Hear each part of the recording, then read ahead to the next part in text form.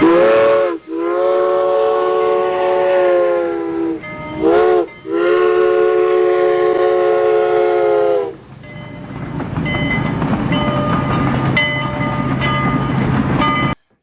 I'm going to show you how to build the 3 park benches, the mixed type of park benches in O scale.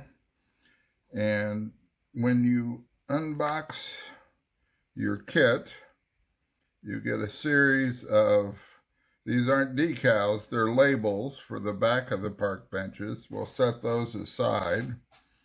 You get 3 sets of legs or pillars. These are meant to be concrete, so let's lay those out. There's 3 different styles. 2 of them are for the advertising benches, and then this one style is for the normal wooden type park bench. So let's lay these out. We have the bottoms and the backs on those.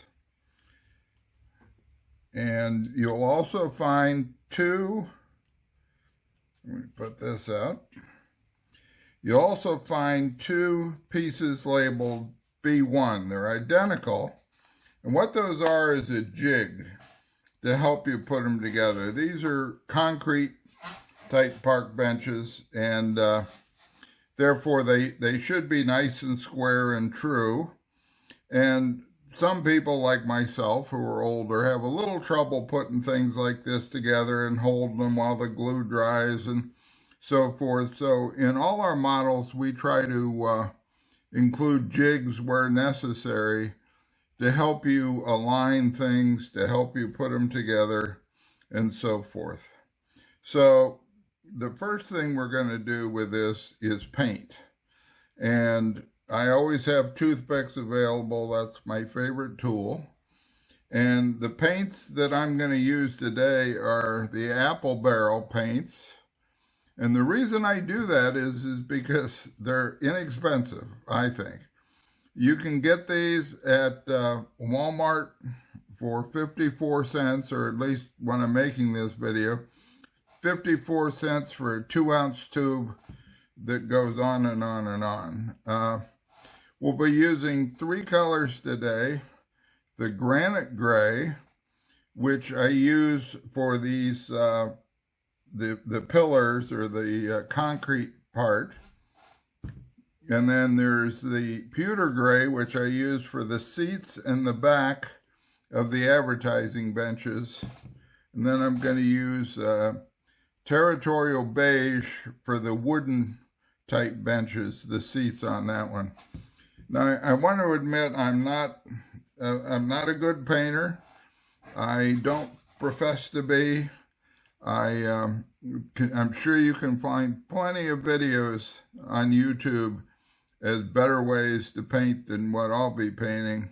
But I'm just going to show you my technique, which works for me. Like I say, these are small parts. I have big hands. So it works for me. I'm sure some of you can paint better than I can mix colors better than I can. But for the beginners, this is what I do. I also should mention before I continue that Apple Barrel, at least at Walmart, you can get 2 types of paint. There's the indoor-outdoor, which is actually supposedly dishwasher safe.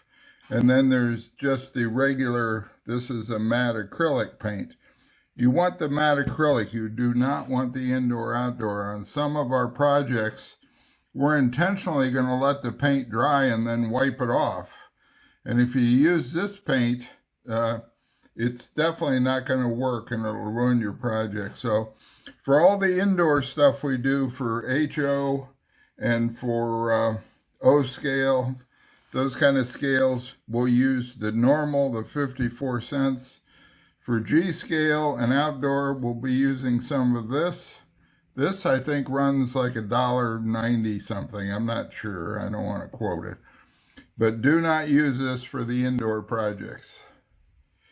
Secondly, the you're going to want a soft brush. Now, a lot of people spend a lot of money for brushes, but I'm not that kind of person. I get these little, these are kids' brushes. You definitely want a soft brush for doing this particular part of the painting. And people don't like some of these. I only paid 10 cents a piece for each of these. I buy them in a little bit of bulk. I noticed on Amazon they've gone up to 14 cents a piece. But still, I find that I sometimes forget to clean them, or there's some problem, and 10 cents is easy enough to throw away and just pick a new one out of the pot. Some people don't like them because the hairs will start growing a little long. We'll just take some scissors and trim it off, and you'll be ready to use it. I can use these brushes on many projects as long as I remember to clean them. So when I paint, I always paint on a piece of cardboard that I get from a box or something. Let me move the parts out of the way. We'll put them up here. This is just a part of a box I cut out, probably an Amazon box or something. Doesn't have to be flat. And I like to paint on a surface like this. I use a little palette thing. I don't even know what they're called. And then I have my brushes.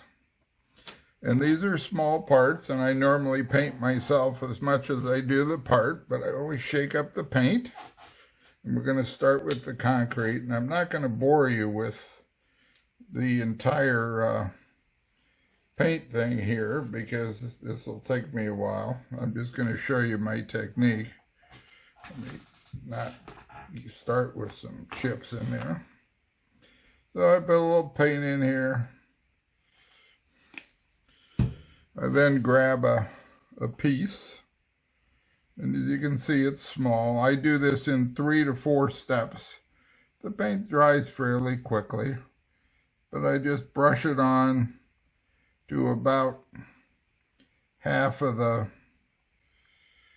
item. Now, the first pass, I get all the inner surfaces, all these surfaces covered as well as I can, because I'll get another chance on another pass. And see, we don't really need to do the bottom. I think I'll do the bottom anyway. Why not? I already started it. So, see, and I get about that much done. And I haven't painted my fingers yet, so I'm doing well. Then I'll lay that aside. And I'll get another piece. And as I lay it aside, by the way, I'll take either a toothpick or back of my brush and give it a little push. You see how any excess that I got on the back will get wiped off. So let me do another piece. Do the opposite piece to this.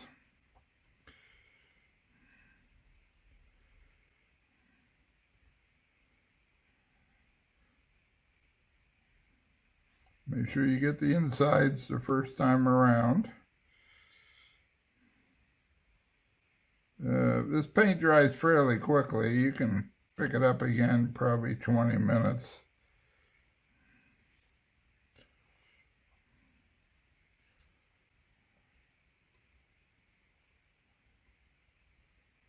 Okay, and then as I lay that one down, I give it a little push. See how the stuff comes off?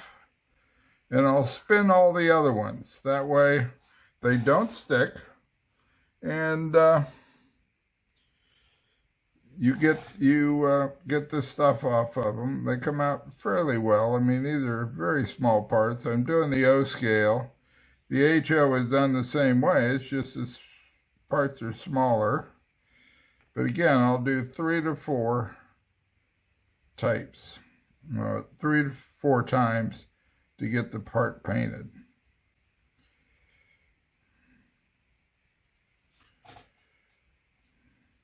And if you screw up and do the backside too, don't worry about it. You can always get it back. just by laying it down and keeping it moving. So I'll lay it down, give all my other little pieces I've already colored a little push, and so forth and so on. And I'll do the same thing for the seats. See, the seats on the bottom have little grooves that we're going to use when we put them together. But I'll paint the seats the same way, where I paint it and then I push. I'm not going to bore you by showing you all my painting, but I'll be back in a few minutes after I do get the other parts, their first coat. Okay, I've finished my first coat on the concrete feet or legs of these things. And with my technique, I spend a lot of time painting my fingers. So I always wash my hands after I paint one color before I paint the next. Don't forget to shake up your paint, just so I don't, get paint from one item onto the other. It's just a good habit to get into if you are not a good painter. I'm sure if you really were, you wouldn't have a problem. I paint the bottom. This is the bottom, because that's going to go on the legs. I'll paint these first, and I do a similar thing where I make sure I get the edges done, or most of the edge, on the first coat.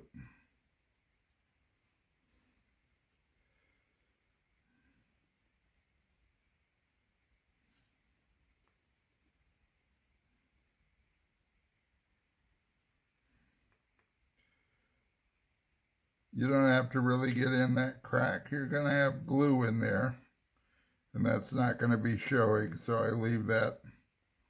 All right, same thing. Put it down, give it a little push. I'll do a back.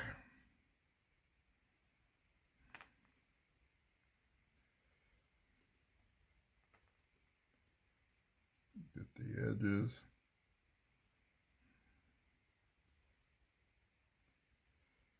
Oop, almost dropped it, and dropped a lot, but like I say, oops, you can always fix things up. It's not a big deal.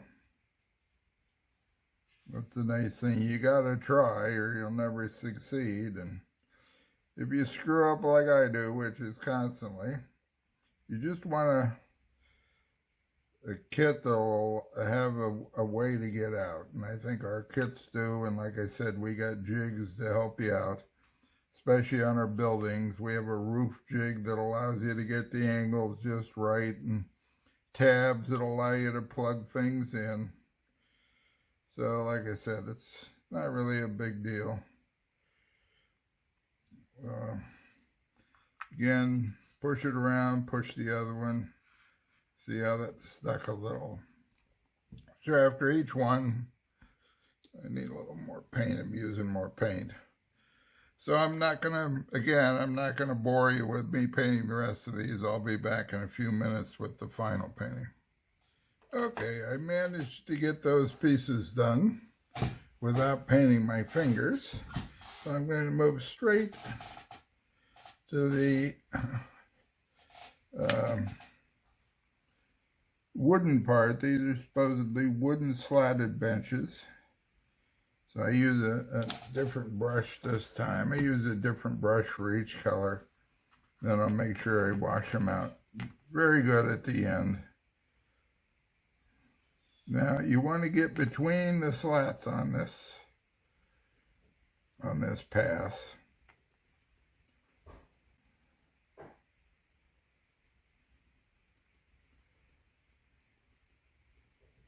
If you can, from one side, not from both sides, just one side.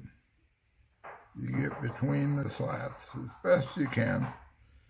We'll have more than one opportunity to do this, because this is only our first pass.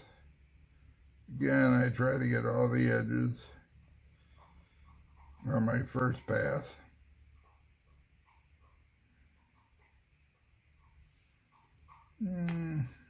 Pretty good.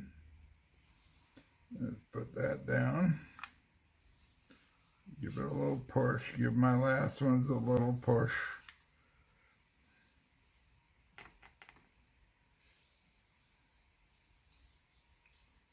Okay.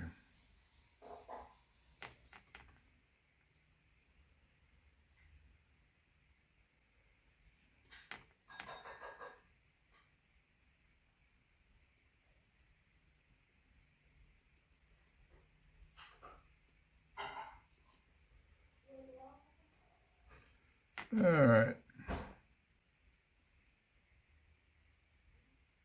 So we'll call that quits. All right, so again, I didn't paint my fingers. So I'm not really going to clean up my tray this time. But I do have to go get my original brush, so I'll be back in a second. Okay, I'm ready for pass 2 on the concrete, I think. It is dried enough. I went and got my brush. If you noticed, I turned around my cardboard because I have a tendency to stick my fingers in other pieces I've painted. So now what I do is I just pick it up on the edges very gently. And on my second pass,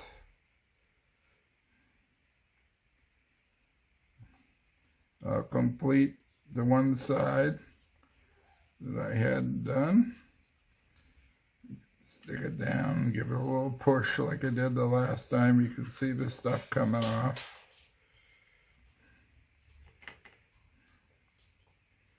This is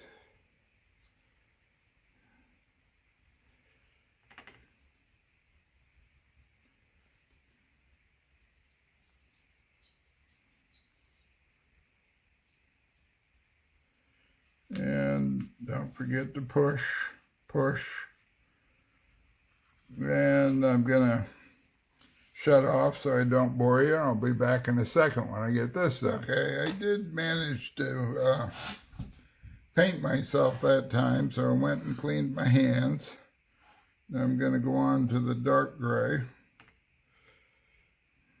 Second coat. And I'll complete this now. One of my philosophies with kits is that, you know, this is just my philosophy, you don't have to agree with it, but if your grandkids see you doing something neat, they'll probably want to do something neat too. And if they see you being creative, they'll want to be creative. And there's nothing better for a child than to gain pride in something that they have built, something they've created. Doesn't have to be perfect. So you get a kit that they can do. Hopefully someday we may even have kits for smaller ones.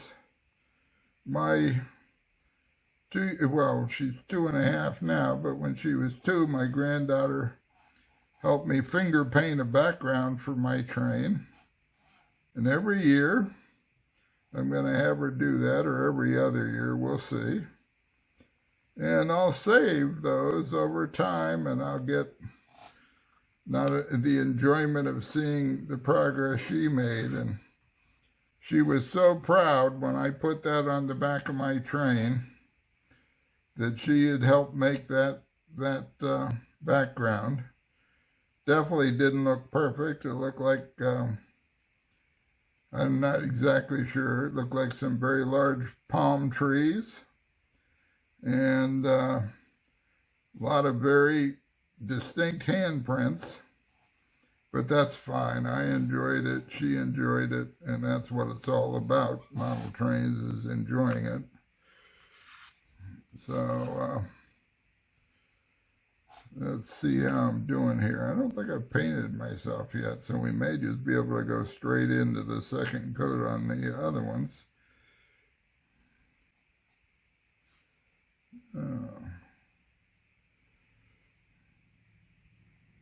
See, with these brushes, it gives a pretty good first coat. If you use a stiff brush, you're going to have a lot of trouble getting a good coat. And I did good. I didn't paint myself, so I'm going to give the second part to this. Again, I'm going to try to get all the edges on this first side.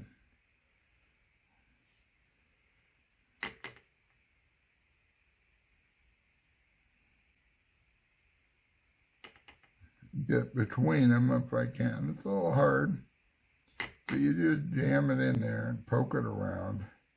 You'll be able to get it in between from the other side too. So, and these are all laser cut kits. So the laser makes a sort of a brownish tint to the edge, so it actually looks like wood. Well, it is wood. That's why it looks like wood, but if you miss a little bit, it doesn't really matter. So there's that piece. Give it a push. And we'll get the final piece here.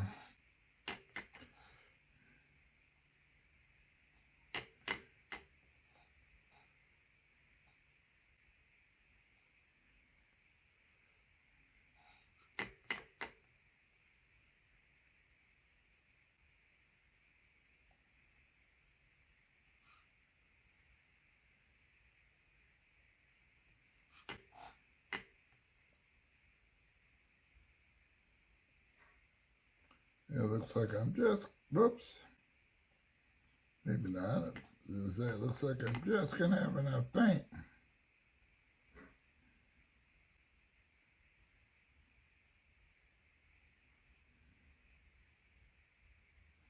This is the top of the seat. Now, normally I would do the bottom first, but I screwed up again, so I just think it's better to do the bottom and then do the top last.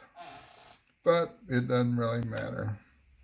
So I'm going to let this dry for quite a while now, because the next thing we're going to do is flip these over and paint the edges and paint the other side.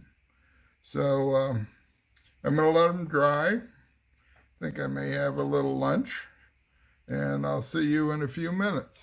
Okay. Things have dried off pretty well, so I'm going to paint the opposite side. I watched some of the videos while I was taking my break, and this was drying. I noticed I had trouble keeping my hands in front of the camera, so I'll try a little harder this time. All we do here, this could be our final pass. Put a little of our paint in. On this one, we check to make sure, see there I missed the spot, that we've got the edges real good. Doesn't matter if we get them again. And we paint. Oops, I'm taking my hands off. That's so I can see. Eyes aren't as good as they used to be, so I apologize, but just goes to show you that, and I clean up a little on the backside. Even people with bad eyes can do this. It just takes a little more time. Then I paint, and that ought to be it. I give it a push. See how I'm getting some of the stuff up on my push. And I do each of these, and I do the other pieces exactly the same way. Again, check to make sure you got the edges good enough. Don't really need to do the bottom, but I did. Smooth that out. Make sure you haven't got any drips. Now here, if you want, you can use a toothpick to hold it. I forgot to get the end on this one. I should have gotten the end. So I'll get it right now. The top end, all right. And let me turn this around. Dab up the top of that. what I'm going to do is after I'm done here and these dry to the touch, I'm going to go and look at them again. Some of them will be good enough. Other ones I'll want to do a little touch up. But if I'm lucky, I've pretty much done everything I need to do. I'm going to check the top on this one first. That's so, I'll do it. And I'll paint here. I don't know whether I'm having trouble keeping under the camera, I think. Want to make sure I did the inside here.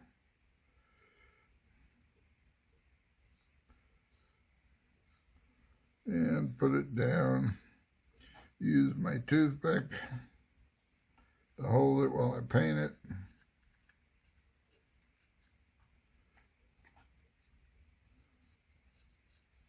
And like I said before, you give them a little push, keep pushing them after every one. They won't stick, it'll come out pretty good.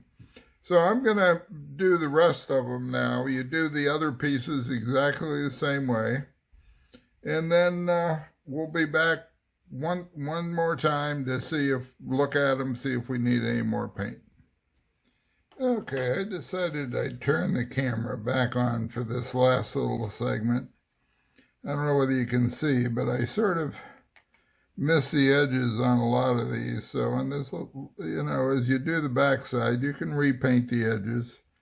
I check the edges, get them nice and painted. Then make sure you get in between here. Both sides you want, so I'm doing this side.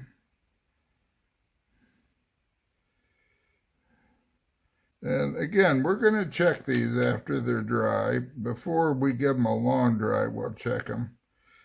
I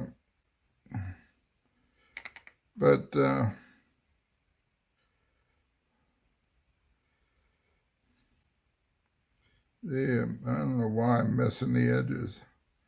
Just not concentrating. But you put it down. I dirtied my last toothpick, so I'm going to get a new one. You can use that sort of as your hold down if you want to get the edges.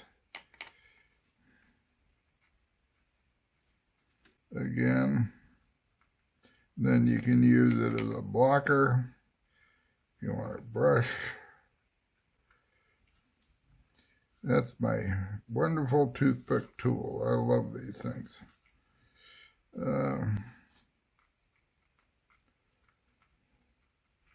Okay, keep that moving. Again, we'll look at this. And I can do a little better on the edges there, too.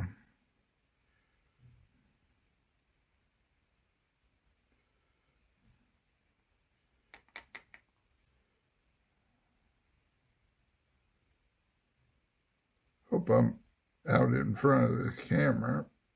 Keep forgetting to make sure I stay over the board. I don't know why, I just painted the wrong side there. Oh well, that's not a problem.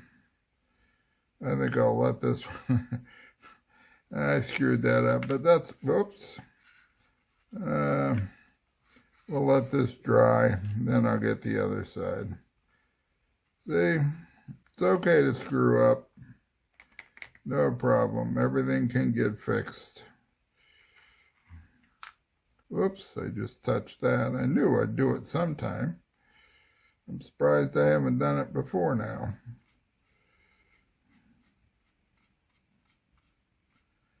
Okay, well, I'll be back then for the final check. Thank you for watching, and the build of this kit will continue in part 2.